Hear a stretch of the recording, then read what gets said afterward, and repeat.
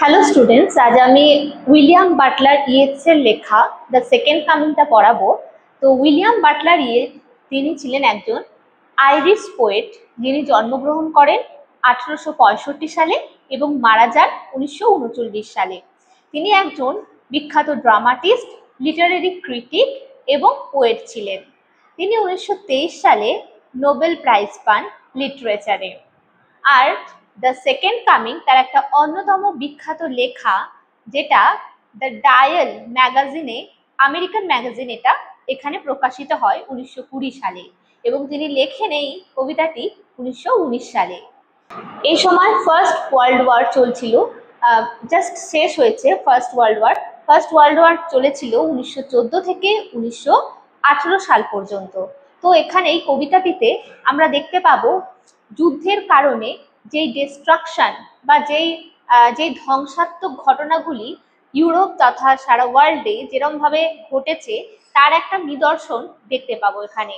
যুদ্ধ কোনোদিনই কনস্ট্রাকশন বয়ে আনে না বা কোনো সৃজনশীল বা সৃষ্টিশীল জিনিস বয়ে আনে না, সবসময় এটা ডিস্ট্রাকটিভ হয়ে থাকে। তো তারই একটা ছোট্ট উদাহরণ আমরা এই কবিতার মধ্যে দিয়ে পাবো। আর এই কবিতাটির নাম দ্য সেকেন্ড কামিং। তো সেকেন্ড কামিং হলো বাইবেলের মত অনুযায়ী জেসাস ক্রাইস্ট আবার দ্বিতীয়বার জন্ম নেবে বলে বলা আছে, এবং যখন তিনি জন্ম নেবেন তখন প্রত্যেকটি মানুষের কর্মফল অনুযায়ী তাদেরকে শাস্তি দেওয়া হবে এবং তাদের জাজমেন্ট শোনানো হবে, বিচার শোনানো হবে তাদের জন্য। আর জেসাস ক্রাইস্ট নিজের হাতে সমস্ত শাসন ক্ষমতা নেবে এবং পুরো পৃথিবীটাকে একটা গডস কিংডম বা ভগবানের রাজ্যে পরিণত করবে। তো এটাই বলা হয়।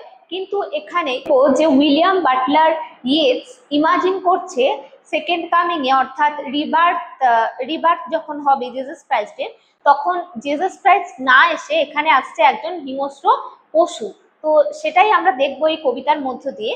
চলো এই কবিতাটির প্রত্যেকটা লাইনের মানে আমি বলবো, মন দিয়ে শুনবে তোমরা, আর প্রত্যেকটা ওয়ার্ডের মানে তোমরা মন দিয়ে বুঝবে, ঠিক আছে? তো চলো। Turning and turning in the widening gyre, the falcon cannot hear the falconer. তো প্রথমে বলি যে জায়ার, জায়ার শব্দের অর্থ কি, মানে সার্কেল। তো উইলিয়াম বাটলার ইয়েটস এর মতে কোনো হিস্টোরিক্যাল মোমেন্ট বা হিস্টোরিক্যাল যে ঘটনা সেইগুলো সরল রেখায় যায় না, সেটা হচ্ছে এরকম গোল গোল গোল গোল হয়ে ঘুরতে থাকে। মানে এই যখন এই গোলটা সৃষ্টি হয়, যে সার্কেলটা সৃষ্টি হলো, ছোট সার্কেলটা, এখানে হলো সভ্যতার সৃষ্টি। এবং যখন এটা বিশাল আকার ধারণ করে, মানে যেটা ওয়াইড হয়, প্রশস্ত হয়, সেখানে হচ্ছে সেই সভ্যতার ধ্বংসের পথে। এবং এই সভ্যতার ধ্বংসের পথে মানে ওয়াইড যে বৃত্তটা, তারপর কিন্তু আবার নতুন সভ্যতা সৃষ্টি হবে বলে কবির মত, ঠিক আছে? তো এখানে বলছে turning and turning in the widening gyre, মানে গোল গোল হয়ে ঘুরছে, আবর্তন করছে প্রশস্ত প্রশস্ত যে জায়ার, মানে সভ্যতা একদম চরম জায়গাতে পৌঁছে গেছে, এবার কিন্তু ডিস্ট্রাকশন এই জায়গাতে ঘটবে এবং আবার নতুন একটা সভ্যতার সৃষ্টি হবে, ঠিক আছে? The falcon cannot hear the falconer. তো ওই গোল যেটা প্রশস্ত যে জায়ার, ওখানে কিন্তু মানে ফ্যালকন, ফ্যালকন মানে কি, ফ্যালকন হলো একটা বাজ পাখির মতন, মানে পাখি বা বাজ পাখি যারা অনেক দূর আকাশে ঘোরে এবং গোল গোল হয়ে ঘুরতে থাকে, এবং সেই পাখিদেরকে ট্রেনিং দেওয়া হয়।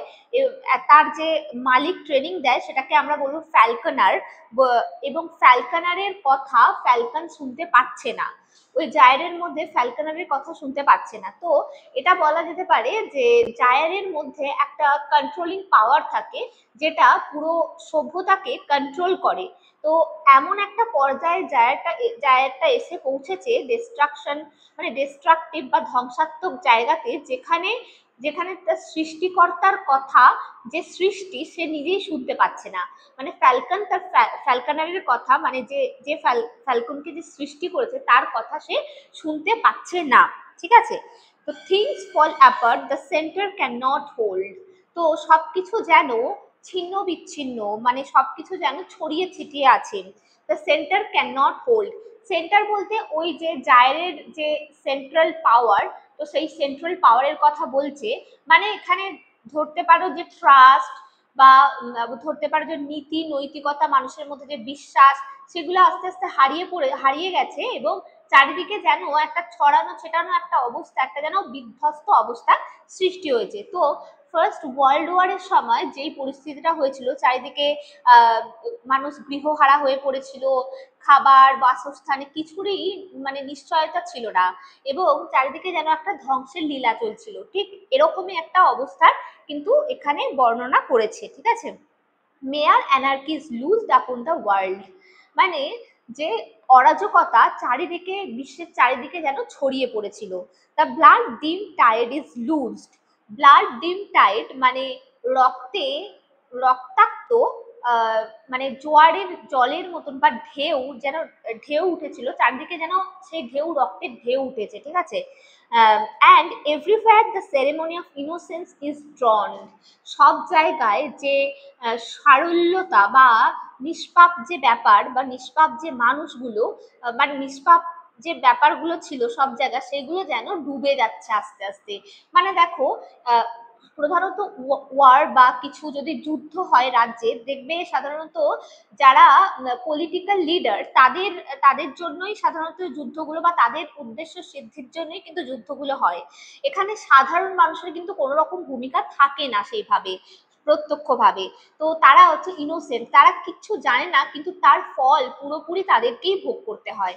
তেমনই এখানে দেখো বলছে যে যারা ইনোসেন্ট বা ইনোসেন্সের যেন পতন ঘটছিল আস্তে আস্তে, ঠিক আছে। The best lack all conviction, মানে বেস্ট মানে এখানে বলছে যে কিছু সব সমাজেই আমাদের কিছু বুদ্ধিজীবী থাকেন, যারা যখন সভ্যতার পতন ঘটে তখন তারা পথ দেখান। যেমন কিছু পোয়েট হতে পারে, কিছু ফিলোসফার হতে পারে, যারা গাইড করেন আমাদের সোসাইটিকে সঠিক পথে নিয়ে যাওয়া। তারাও যেন তাদের বিশ্বাসকে হারিয়ে ফেলছিল, তাদের আত্মবিশ্বাসকে যেন তারাও হারিয়ে ফেলছিল। তারাও কনফিউজড হয়ে যাচ্ছিল যে কি করবে বা কি করা উচিত এই সময়, ঠিক আছে। তো while the worst are full of passionate intensity, যখন এই ভালো মানুষদের পতন ঘটে বা ভালো জিনিসের পতন ঘটে, তখন কি হয়, সাধারণভাবে বা স্বাভাবিকভাবেই তো খারাপ জিনিসের পরিমাণ অনেক বেড়ে যায় এবং চারিদিকে সেটা ছড়িয়ে পড়ে। তাই বলছে যে খারাপ জিনিসগুলো যেন তাদের আবেগ যেন আরো গভীর হয়ে যায়, ঠিক আছে। তাহলে এই ছবি আমরা দেখতে পেলাম যে ফার্স্ট ওয়ার্ল্ড ওয়ারের যে একটা পরিণতি বা প্রভাব কিরম ভাবে পড়েছে এবং যে একটা ডিস্ট্রাকশন মোড যে চলছে, সেটা হচ্ছে যে বোঝা যাচ্ছে এই ফার্স্ট স্ট্যান্ডাতে, আমরা এটাই বুঝতে পারি। Surely some revelation is at hand, নিশ্চিতভাবেই কিছু পুনরুত্থান খুব তাড়াতাড়ি ঘটবে। Surely the second coming is at hand, নিশ্চিতভাবেই দ্বিতীয়বার আসবেন খুব তাড়াতাড়ি। তো এখানে দেখো দুটো লাইনে কিছুটা পজিটিভ সাইন আমরা দেখতে পাচ্ছি। তো এখানে বলছে যে নিশ্চিতভাবেই আবার কিছু পুনরুত্থান ঘটবে, মানে জিসাস ক্রাইস্ট আবার নিশ্চিতভাবেই আসবে এবং সেকেন্ড কামিং হবে, ঠিক আছে। এবং সমস্ত কিংডম কে মানে সমস্ত রাজ্যকে বা সমস্ত পৃথিবীকে তার নিজের নিজের যে গডস কিংডম হিসাবে বানাবে বা নিজের রাজ্য হিসাবে সে শাসন করবে। তাতে যারা পাপী, যারা খারাপ ব্যক্তি, তারা হচ্ছে শাস্তি পাবে। কিন্তু দেখো এখানে শিওরলি মানে নিশ্চিতভাবে বলছে ঠিকই, কিন্তু তাতেও যেন একটা সন্দিগ্ধ বা একটা মানে সন্দেহ যেন থেকেই যাচ্ছে লেখকের মনে, ঠিক আছে। তারপর দেখো দ্য সেকেন্ড কামিং, এখানে একটা বিস্ময় প্রকাশ করছে যে দ্বিতীয়বার আসবেন। Hardly those words out when a vast image out of spiritus Monday, মানে কমপক্ষে যেই শব্দটা বেরিয়ে আসে, যে একটা বিশাল চিত্র, মানে এই সেকেন্ড কামিং এই কথাটা ভাবলে লেখকের মনের মধ্যে যে একটা বিরাট চিত্রের সৃষ্টি হয়, যেটা একটা ইউনিভার্সাল মেমোরি, স্পিরিচাস মানে ইউনিভার্সাল মেমোরি, মানে একটা সেই ইউনিভার্সাল মেমোরি থেকে যেই জিনিসটা উঠে আসে তার চোখের সামনে, সেটা কিরকম তার বর্ণনা দিচ্ছে দেখো। ট্রাবলস মাই সাইট, আমার দৃষ্টিকে বিরক্ত করে, মানে এতটাই ভয়ানক, এতটাই ভয়াবহ। জেসাস ক্রাইস্টকে যদি সে দেখতে পেত, সে নিশ্চিন্ত হতে পারতো, কিন্তু সে জেসাস ক্রাইস্টকে কিন্তু দেখতে পাচ্ছে না, এমন কিছু একটা দৃশ্য দেখতে পাচ্ছে যেটা তাকে ভয় মানে ভীত করছে, যেটা তাকে ভয় পাওয়াচ্ছে। কিরকম? Somewhere in sands of desert, কোথাও একটা মরুভূমিতে, শেপ একটা গঠন উইথ লায়ন বডি, সিংহের শরীর, and the head of a man, এবং মাথাটা মানুষের। কি বিভৎস দেখতে লাগবে বলো তো? হঠাৎ করে তোমরা যদি এরকম কেউ স্বপ্নের মধ্যে দেখো তাহলে তো ভয়েতেই তোমরা চিৎকার করে উঠবে। তেমনই লেখক কিন্তু বলছে যে এইরকম একটা মরুভূমিতে যেন আহ, সিংহের শরীর এবং মানুষের মাথাযুক্ত কোনো প্রাণীকে যেন সে ইমাজিন করছে বা দেখতে পাচ্ছে। ঠিক আছে? আর এখানে দেখো যে ইজিপ্টিয়ান স্ফিংস, যাদের দেখতে এইরকম সিংহের শরীর এবং মানুষের মাথা, এরা পিরামিডগুলোকে রক্ষা করার জন্য এদেরকে রেখেছে, এবং এরা নৃশংস হিসাবেই মাইথোলজিতে বলা আছে। ঠিক আছে? তো তারপর দেখো, a gaze blank and pitiless as the sun, তার যে দৃষ্টিটা সেটা হচ্ছে খালি, দৃষ্টিটায় মানে কিছু নেই, কোনো ইমোশনস নেই সেই দৃষ্টিতে। অ্যান্ড পিটিলেস, নির্দয়, কোনো করুণা নেই। অ্যাজ দ্য সান, যেমন একটা সূর্যের মানে ডেজার্টে, কোনো মরুভূমিতে দেখবে সূর্য যতটা নির্মম, ততটাই নির্মম তাদের দৃষ্টি, ততটাই নির্মম তারা। ঠিক আছে? তারপরে দেখো, is moving it's slow thighs, এটা আস্তে আস্তে যায়। while all about it reel shadows of the indignant desert birds, যখন সে আস্তে আস্তে মুভ করে তখন একটা যেন কোথা থেকে রাগী পাখি মানে মরুভূমির পাখি এসে গোল গোল হয়ে ঘোরে এবং তার ছায়া যেন সেখানে পড়ে।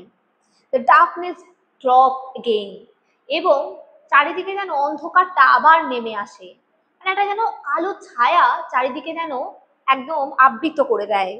বাট নাও আই নো, কিন্তু এখন আমি জানি, that 20 centuries of stony sleep were vexed to nightmare by a rocking cradle, এখন আমি জানি সেই 2000 বছরের যে ঘুমটা সেটা বিরক্ত হয়েছে একটা দুঃস্বপ্ন দেখে, রাতের স্বপ্ন বা দুঃস্বপ্ন দেখে, বাই আ রকিং ক্রেডল।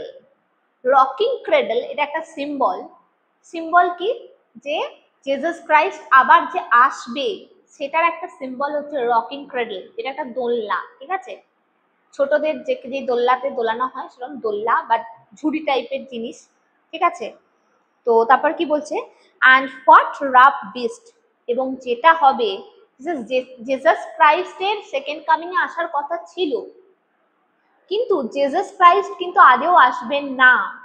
ওই রকিং ক্রেডেলে হোয়াট রাফ বিস্ট মানে যেটা অত্যন্ত নৃশংস, অত্যন্ত রুক্ষ একটা প্রাণী আসবে তার পরিবর্তে। Its hour come round at last, অবশেষে এটা সময় চলে এসছে। Slouches towards Bethlehem to be born, এখানে দেখো একটা কোয়েশ্চেন মার্ক রেখেছে, এটাকে রেটরিক কোয়েশ্চেন বলে, এর কোনো আনসার এক্সপেক্ট করছে না লেখক নিজেও।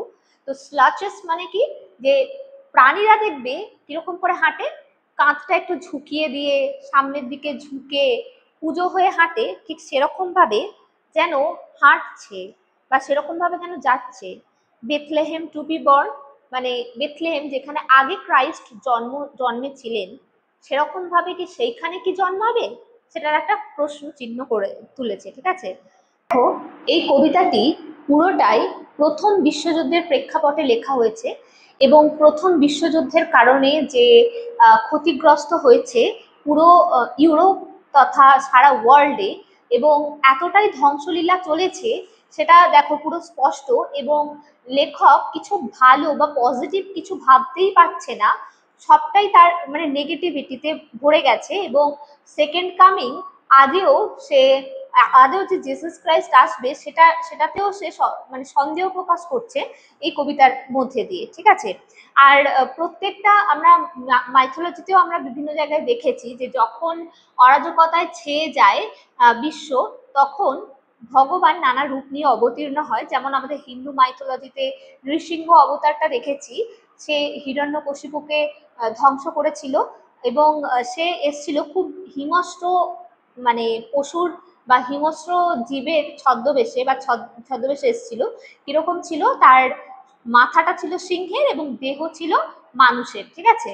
তো তেমনই প্রত্যেকটা যুগে যুগেই সভ্যতাকে সঠিক রাখতে বা সভ্যতাকে সঠিক পথে এগিয়ে নিয়ে যাওয়ার জন্য ভগবানরা বিভিন্ন রূপে জন্মগ্রহণ করে, তেমন এখানেও বোঝাতে চেয়েছে, ঠিক আছে।